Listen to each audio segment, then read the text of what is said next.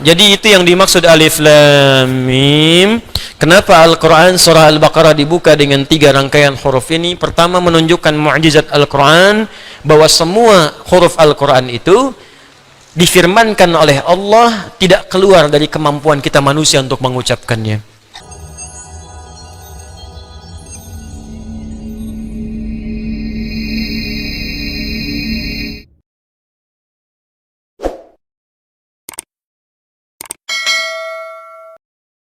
Pertanyaannya, apa artinya alif lam mim?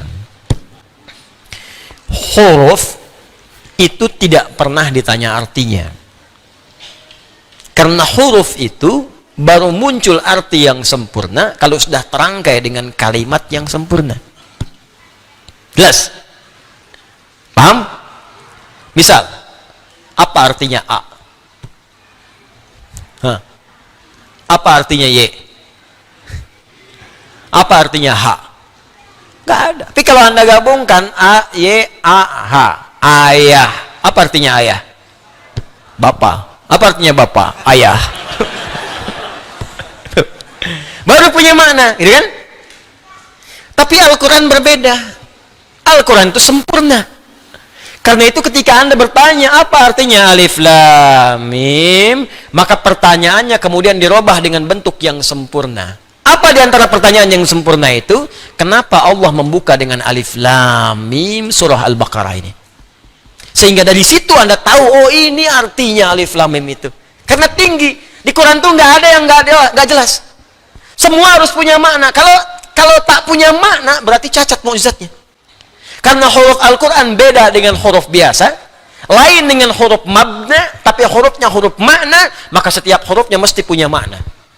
Maka kalau Anda tanyakan, apa artinya alif lam mim, maka mesti dimulai dengan kalimat kenapa Allah membuka Al-Baqarah dengan alif lam mim. Baru Anda akan mengerti maknanya. Kalau tidak, jadi tebak-tebakan nanti. Ada yang mengatakan alif lam mim singkatan, Allah, A-nya Allah, lamnya Jibril, mimnya malaikat. Di wahyu diturunkan oleh Allah kepada malaikat Jibril, ya, perantaranya disambungkan pada Nabi Muhammad sallallahu alaihi wasallam. Lalu apa artinya Toha? Apa artinya Yasin? Apa artinya alif lam mim sad? Bingung sadnya siapa gitu. Ya, karena itulah kemudian sebagian ulama tidak memilih untuk menafsirkan itu. Ada yang mengatakan ini mutasyabih, ini sir, ini rahasia dalam Al-Quran, hanya Allah yang tahu dan seterusnya. Kalau gitu kita tanyakan bagaimana Allah memberikan penjelasan. Kisahnya dimulai dari kebiasaan masyarakat jahiliyah, yang dari kebiasaan ini dikenal dengan keistimewaan mereka. Sampai hari ini nggak ada yang menandingi keistimewaan ini. Apa diantara keistimewaan itu? Orang Arab itu, orang Arab, kalau saya katakan Arab berarti yang dulu yang fasih. Kalau sekarang ada, alhamdulillah. Tapi sekarang sudah banyak bercampur bahasanya dengan ajam, sehingga menjadi amiyah, bahasa dialek, bahasa pasaran. Ya, lahjah. Ini beda. Misalnya gini, kalau bahasa fasih, apa kabar? Kaifa haluk? Apa kabar? Kaifa haluk ya akhi? Bagaimana kabar Anda? Datang Anda kemudian ke Mesir, zayyak hal. Datang ke Syria, ishnunak. Datang ke Libya, sinjo. Tuh, sinjo. Sin soal pertanyaan, jo. Apa kabar? Itu sudah bahasa daerah. Ya. Hal, kaifa haluk, fasihnya. Nah, orang Arab ini, teman-teman sekalian, punya keistimewaan. Satu, bahasa Arab bahasa yang paling lengkap dari segi pengucapan huruf. Saya belajar bahasa-bahasa yang lain, dari penyebutan macam-macam. Ya, misalnya yang bahasa Inggris kita tahu bersama lah, alfabetnya, grammarnya, macam-macamnya. Ya, bahasa Jepang juga sama, akasatana, hamaya, rawaen, aiwo, eo, kakiku, keko, aiwo, dan seterusnya. Ya, Mandarin, bahasa Prancis, bahasa macam-macam. Tapi nggak ada yang sempurna selain bahasa Arab dari segi pengucapan dari hurufnya. Dia huruf bahasa Arab itu meliputi semua tempat keluar huruf. Ada satu yang tidak ditemukan di bahasa-bahasa lain, yaitu huruf do, do, do, do. Ya. Mungkin yang lain ada a sama dengan alif kan? A, I, U ada, di Jepang ada, Arab ada, Inggris ada. How are you, man? Yeah. How are you, brother? How are you, sister? Mister, how are you? Ho, ha, o ada. Ya, wow ada, how. Kau sapi, ya. Ya, bisa. Ada kan wow kan? Wow ada. Ya, mim ada. My name is Adi. Ya. Have you been? Ha, where have you been? Kemana aja kamu? Ha ada. Ba ada. Di kalau Anda mau cari ba ada, ha, tapi bo. Mana tuh? Bo. Bo. Oh, enggak bisa.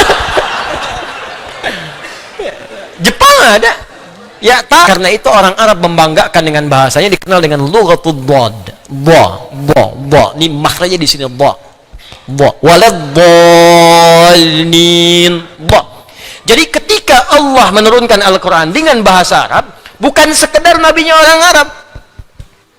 Yang memang harus dengan bahasa Arab, kalau enggak bagaimana bisa mengkhitab kaumnya? Kaum orang Arab turun Quran pakai bahasa Inggris misalnya, enggak kan paham. Pasti dengan bahasa Arab, tapi apa hikmah di balik itu? Di Quran surah Yusuf disebutkan la'allakum taqilun, supaya kita berpikir, oh ada yang sempurna di bahasa ini. Satu. Yang kedua, bahasa Arab itu punya keistimewaan dan sangat unik. Dia bisa bertahan melewati perkembangan zaman dan tidak pernah mengalami perubahan. Bahasa yang lain ada penyempurnaan, ejaan yang disempurnakan. Makanya kalau ada kitab dituliskan selain dengan bahasa Arab, pasti ada penyempurnaan. Silahkan cek.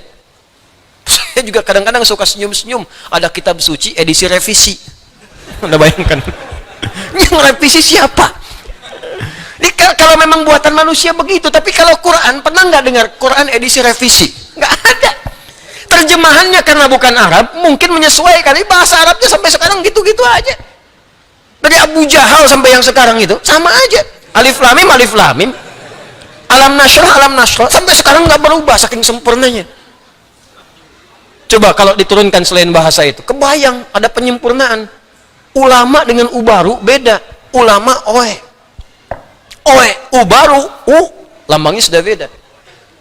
Dulu Y, DJ, sekarang J sendiri, D sendiri, udah pisah, talak 3.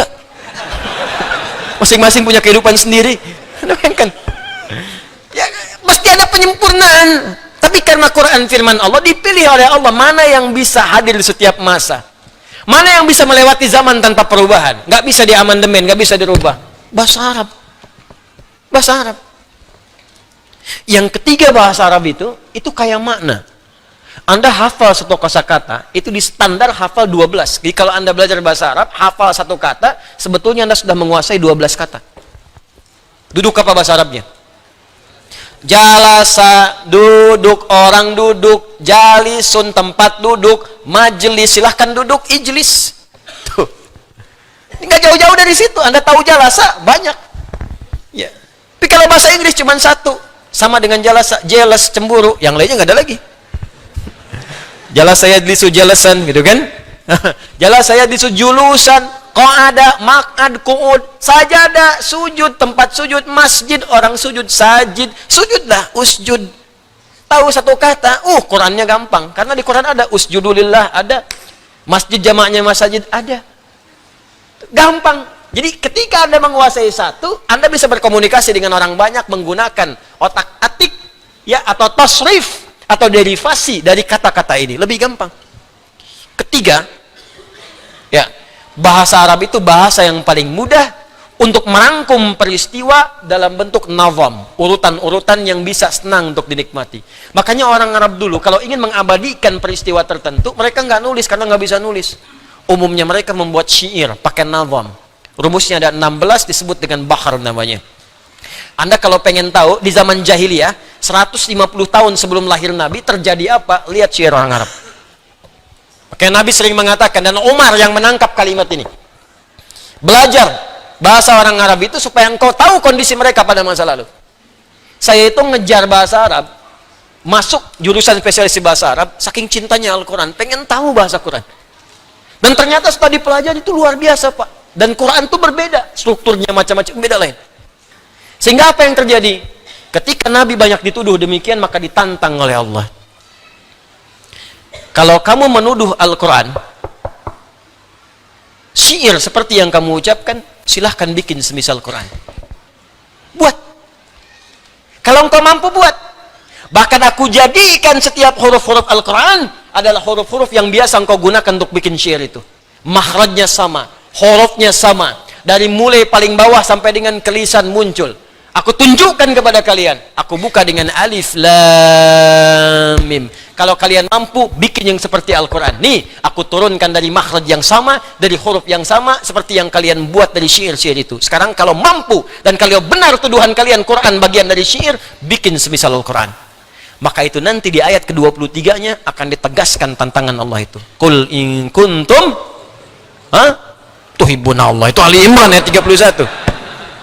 Ayat 23. Qul bukan kul wa in kuntum. Oh, kan jarang ngaji itu.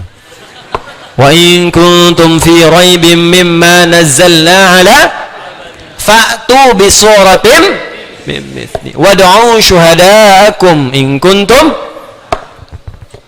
baik.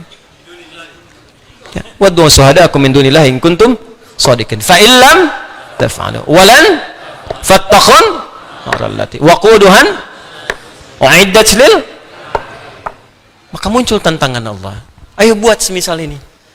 Jadi alif lam mim dan yang lainnya ketika diturunkan membuka ayat-ayat dan surah-surah dalam Al-Quran, itu salah satunya bermakna tantangan kepada orang-orang Arab yang sering menuduh Nabi Quran rekayasa Nabi, Quran buatan Nabi. Maka silahkan buat seperti Quran ini, bahkan huruf-huruf dalam Al-Quran dibuat oleh Allah dengan huruf yang sama seperti kalian membuat puisi-puisi dalam kehidupan kalian itu. Ternyata sampai Nabinya wafat pun tidak ada yang mampu membuat seperti Al-Quran. Ini menunjukkan Quran bukan rekayasa manusia. Ini menunjukkan Quran bukan produk budaya. Kalau produk budaya berarti setiap manusia mampu. Anda bayangkan Abu Jahal pakar bahasa Arab, Abu Lahab pakar bahasa Arab, banyak pakar bisa bikin puisi Arab, bisa bikin qasidah Arab, tapi nggak bisa menyaingi Quran sampai mereka takluk, sampai mengatakan ini bukan buatan manusia biasa, sampai nggak bisa menyoal Quran. Silahkan cek di tafsir-tafsir, nggak pernah ada Abu Jahal bertanya apa maksudnya alif lam mim, apa maksudnya Toha, saking ngertinya, saking sempurnanya bahasanya. Di mereka itu merasa bahwa Quran itu memang luar biasa, mukjizat. Cuman karena mereka iri kepada Nabi, mereka menolak Qurannya. Tapi seiri-irinya nggak pernah mereka mengatakan Quran produk budaya. Tuh. Makanya Umar yang sangat paham paham puisi Arab, baru mendengar satu kalimat langsung bergetar hatinya karena ini bukan puisi, bukan syair. Toha ma anzalna alaikal qur'ana litashqa, langsung syahadat karena tahu ada sesuatu yang beda. Maka kalau pakar bahasa Arab di zamannya walaupun memusuhi Nabi, mereka mengakui Quran itu firman Allah, Quran itu tidak biasa, dan mereka mengakui nggak mampu membuat seperti Quran. Datang orang sekarang yang nggak bisa bahasa Arab, bicara aja nggak fasih, ngerti juga enggak, tiba-tiba mengatakan Quran produk budaya. Berarti ada yang salah, ada yang konslet dalam pemikirannya. Kalau Abu Jahal hidup lagi, bingung sama orang ini. Tumben aku aja nggak ngatain itu, katanya. Hati-hati, karena setan dulu nggak kuliah, setan sekarang kuliah. Lebih komplit setan sekarang itu. Setan dulu cuman diusir pakai ayat kursi, bacain ayatnya, lari setannya. Setan sekarang mesti dilempar dengan kursinya sekalian.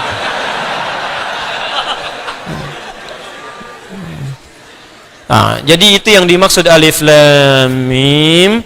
Kenapa Al-Quran surah Al-Baqarah dibuka dengan 3 rangkaian huruf ini? Pertama, menunjukkan mukjizat Al-Quran, bahwa semua huruf Al-Quran itu difirmankan oleh Allah, tidak keluar dari kemampuan kita manusia untuk mengucapkannya.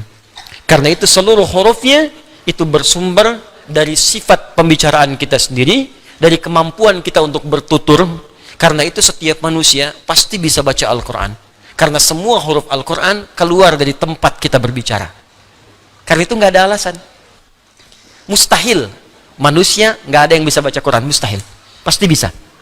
Karena Al-Quran firman Allah yang saat difirmankan ada fitrah dalam perangkat tubuh kita untuk bisa mengucapkannya, karena bersumber dari semua tempat keluar huruf. Paham? Satu. Yang kedua, Allah ingin menegaskan kepada semua makhluk bahwa Al-Quran bukan rekayasa Nabi Muhammad SAW. bukan produk budaya, bukan makhluk. Ingat, bukan makhluk. Al-Quran firman Allah yang berbeda dengan karya manusia.